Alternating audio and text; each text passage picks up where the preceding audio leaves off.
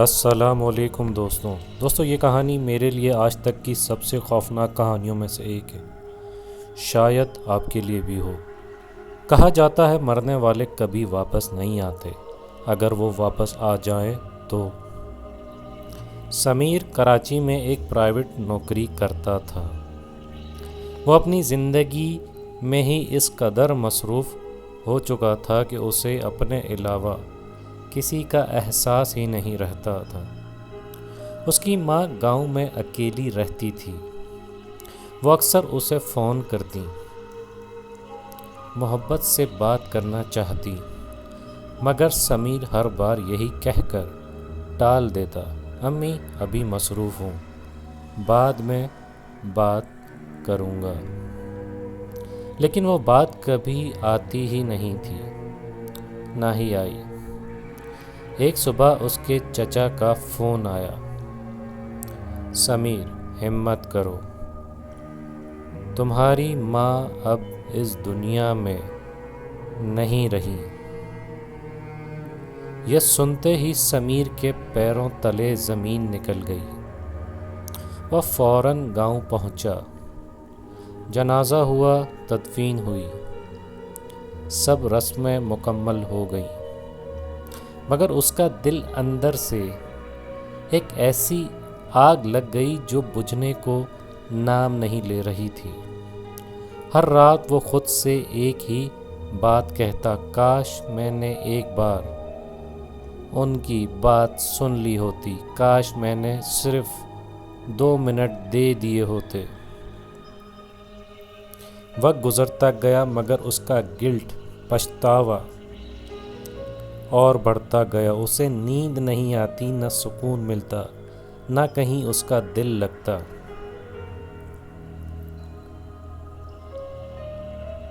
ایک دن دفتر سے واپسی پر اس کے ایک پرانے دوست نے اسے ایک آدمی کے بارے میں بتایا۔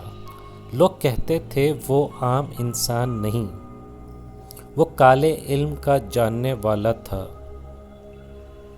مرنے والوں سے رابطہ کروانے کے دعوے کرتا تھا۔ شروع میں سمیر نے اسے بکواس سمجھا، مگر پچھتاوا انسان سے وہ سب کروا دیتا ہے جو عام حالت میں کبھی نہ کرے۔ آخر ایک شام سمیر شہر کے پرانے حصے کی ایک تنگ اور تاریک گلی میں واقع شکستہ مکان پر پہنچا۔ اندر عجیب سی بو تھی، دیواروں پر کالے دھبے، چھت سے لٹکتے ہوئے تعویذ اور کمرے میں جلتی ہوئی سبز موم بتیاں۔ کمرے کے بیچوں بیچ ایک بوڑھا آدمی بیٹھا تھا، لمبے بکھرے بال، میلی داڑھی اور آنکھیں ایسی جیسے کئی راتوں سے سویا نہ ہو۔ اس نے سمیر کو دیکھتے ہی کہا، تو کسی زندہ کے لیے نہیں آیا؟ سمیر کا دل دھک سے رہ گیا۔ میں بس اپنی ماں سے ایک بار بات کرنا چاہتا ہوں، صرف ایک بار، ان سے معافی مانگنا چاہتا ہوں۔ بوڑھا ہلکا مسکرایا۔ وہ مسکراہٹ انسان والی نہیں تھی۔ مرنے والوں کی آواز دینا آسان نہیں، اور اگر وہ آ گئے تو پھر واپس بھیجنا اس سے زیادہ مشکل ہے۔ سمیر نے کانپتی ہوئی آواز میں کہا،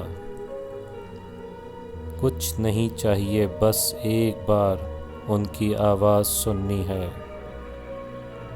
بوڑھے نے کچھ دیر خاموشی سے اسے دیکھا، پھر اپنی بوسیدہ صندوق کینچی سے ایک پرانا کاغذ نکالا۔ اس پر عجیب و غریب نشان بنے ہوئے تھے۔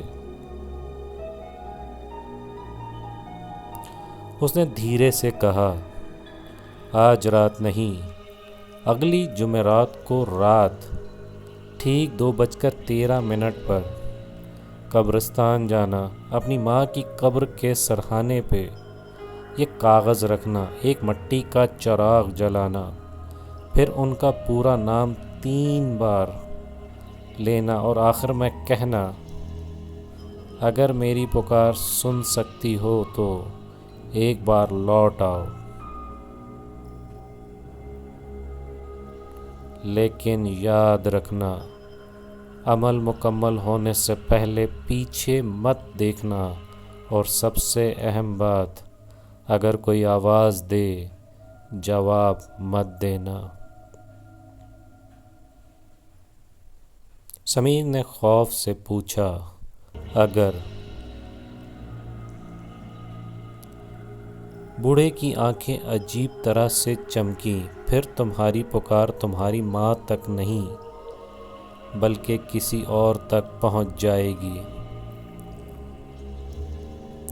جمعرات کی رات آ گئی، آسمان پر بادل تھے، ہوا میں عجیب سی نمی تھی، رات غیر معمولی طور پر خاموش تھی۔ سمیر کانپتے ہاتھوں کے ساتھ قبرستان پہنچا۔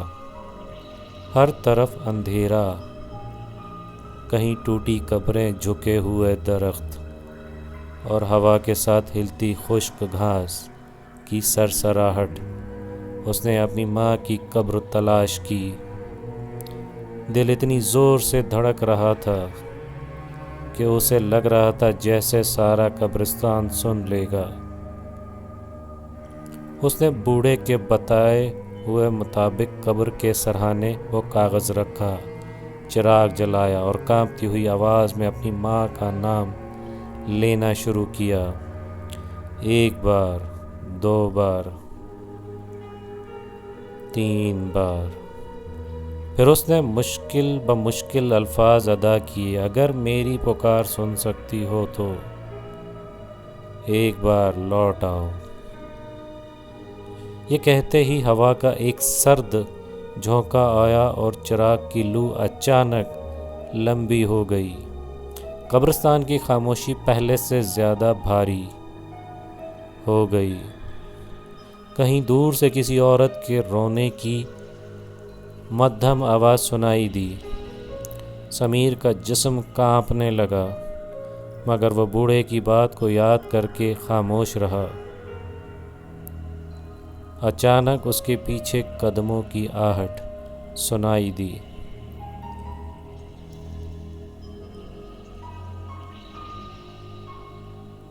جیسے کوئی گیلی مٹی پر ننگے پاؤں چل رہا ہو۔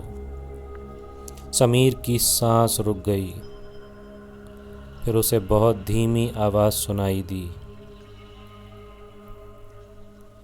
یہ بالکل اس کی ماں کی آواز تھی۔ اس کی آنکھوں سے آنسو نکل آئے، مگر اس نے خود کو روکے رکھا۔ پھر وہ آواز دوبارہ آئی، اس بار زیادہ قریب سے، سمیر ایک بار پیچھے تو دیکھو۔ اس کے پورے جسم پر جھرجھری دوڑ گئی۔ وہ جانتا تھا اسے نہیں مڑنا، مگر دل و دماغ کی جنگ میں آخر کار دل ہار گیا۔ اس نے آہستہ سے پیچھے دیکھا اور اسی لمحے اس کے ہاتھ سے چراغ گر گیا۔ اس کے پیچھے ایک عورت کھڑی تھی، سفید کپڑوں میں، لمبے کالے بال چہرے پر بکھرے ہوئے، پاؤں مٹی میں دھسے ہوئے، اور چہرہ اس کی ماں کا نہیں تھا، صرف آواز اس کی ماں جیسی تھی۔ آنکھیں مکمل سیاہ، ہونٹ پھٹے ہوئے اور منہ کے کناروں سے گیلی مٹی بہہ رہی تھی۔ وہ مسکرائی، تم نے خود بلایا تھا۔ سمیر چیخ مار کر پیچھے ہٹا اور بے تحاشا بھاگتا ہوا قبرستان سے نکل گیا۔ پیچھے سے اسے لگ رہا تھا جیسے کوئی چیز زمین پر گھسیٹتی ہوئی اس کے ساتھ چل رہی ہو۔ اس رات کے بعد وہ مسلسل خوف میں مبتلا رہنے لگا، مگر اصلی دہشت ابھی شروع ہوئی تھی۔ 3 دن بعد رات کے ٹھیک 2:13 پر اس کا فون بجا۔ سمیر نے سوتے ہوئے چونک کر اسکرین میں دیکھا، اس کا خون جم گیا۔ اسکرین پر لکھا تھا امی کالنگ۔ اس کے ہاتھ کانپنے لگے، وہ فون کو گھورتا رہ گیا۔ کال بند نہ ہوئی۔ چند سیکنڈ بعد دوبارہ فون بجا، امی کالنگ۔ سمیر رو پڑا۔ نہیں، یہ نہیں ہو سکتا، مگر جانے کس طاقت کے تحت اس نے کال اٹھا لی۔ چند لمحے خاموشی رہی، پھر ایک بہت دھیمی ٹوٹی ہوئی آواز سنائی دی، بیٹا اب تو بات کر لو۔ یہ اس کی ماں کی آواز تھی، بالکل وہی نرمی، وہی لہجہ، لیکن ساتھ اس میں قبر کی نمی، مٹی کی سردی اور کسی غیر انسانی چیز کی کھردری گونج بھی شامل تھی۔ سمیر کی آنکھوں سے آنسو بہنے لگے۔ امی مجھے معاف کر دیں، میں آپ سے بات کرنا چاہتا تھا، اسی لیے گیا تھا، میں نے غلطی کر دی۔ دوسری طرف سے چند لمحے خاموشی رہی، پھر ہلکی ہنسی سنائی دی۔ وہ ہنسی آہستہ بدلنے لگی، نرم سے کھردری، کھردری سے خوفناک، اور پھر آواز آئی، جب میں زندہ تھی تب وقت نہیں تھا، اب پوری رات بات کریں گے۔ اسی لمحے کمرے کی لائٹس جھپکنے لگیں، پنکھا سست ہو گیا، دیواروں کے کونے سے مٹی جھڑنے لگی۔ سمیر نے خوف کے مارے فون دور پھینک دیا، مگر کال بند نہ ہوئی۔ اسپیکر خود بخود آن ہو گیا۔ اب وہی آواز پورے کمرے میں گونج رہی تھی، بیٹا دروازہ کھولو۔ سمیر کے فلیٹ 5ویں منزل پر اتنی رات کون آ سکتا ہے؟ پھر دروازہ پر دھیمی دستک سنائی دی، ٹھک ٹھک۔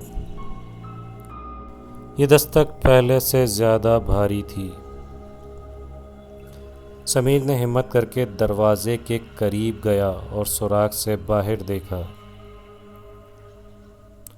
باہر کوئی نہیں تھا، مگر نیچے دروازے کے باریک خلا سے حصے سے کچھ اندر سرکتا ہوا نظر آیا، جیسے کسی کے لمبے گیلے بال فرش پر پھیل رہے ہوں۔ فون پر آواز آئی، سوراخ سے نہیں، سیدھا دیکھو۔ سمیر نے ڈرتے ہوئے سر موڑا اور کمرے کے اندھیرے میں کونے میں ایک عورت کھڑی تھی، سفید کپڑے مٹی سے بھرے ہوئے، سر جھکا ہوا، لمبے بال چہرے پر اور ہاتھوں میں وہی فون جو اس نے برسوں پہلے اپنی ماں کو دیا تھا۔ سمیر کی ٹانگوں سے جان نکل گئی۔ امی۔ وہ شے آہستہ سر اٹھانے لگی۔ چہرہ اس کی ماں کا تھا، مگر آنکھیں سیاہ تھیں، ہونٹ پھٹے ہوئے تھے اور ان کے بیچ سے مٹی نکل رہی تھی، اور ایک دم آگے بڑھی۔ آج وقت مل گیا؟ سمیر چیختا ہوا پیچھے ہٹا۔ دیوار سے جا لگا۔ اپنے کان بند کر لیے مگر آواز بند نہ ہوئی۔ اب فون کے اسپیکر سے بھی وہی جملہ آ رہا تھا اور سامنے کھڑی چیز بھی وہی دہرا رہی تھی، آج وقت مل گیا۔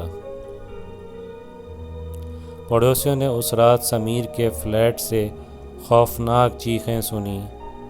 صبح جب دروازہ توڑا گیا تو سمیر کمرے کے کونے میں بیٹھا تھا، آنکھیں پوری کھلی ہوئی تھیں، بال بکھرے ہوئے تھے اور وہ مسلسل ہنس بھی رہا تھا اور رو بھی رہا تھا،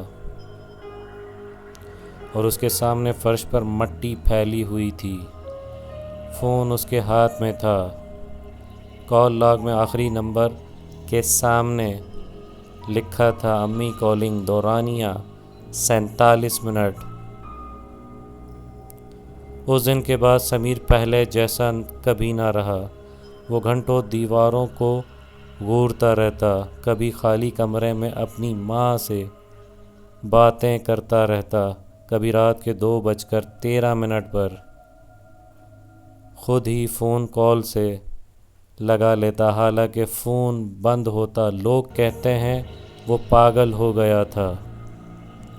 دوستوں، اپنوں کے کھونے کا ڈر ہر کسی کو ہوتا ہے اور دکھ ہر کسی کو ہوتا ہے، مگر اپنوں کو کھونے کے بعد کوئی ایسا قدم نہ اٹھائیں جو آپ کی زندگی برباد کر دے۔ اس لیے کہتے ہیں کہ اپنوں کی قدر جب وہ زندہ ہوں تو تبھی کر لیں، مرنے کے بعد پچھتاوا کرنے سے بہتر ہے۔ کہانی پسند آئی ہو تو ہمارے چینل کو لائک کیجیے، شیئر کیجیے، سبسکرائب کیجیے اور اپنا خیال رکھیے۔ شکریہ۔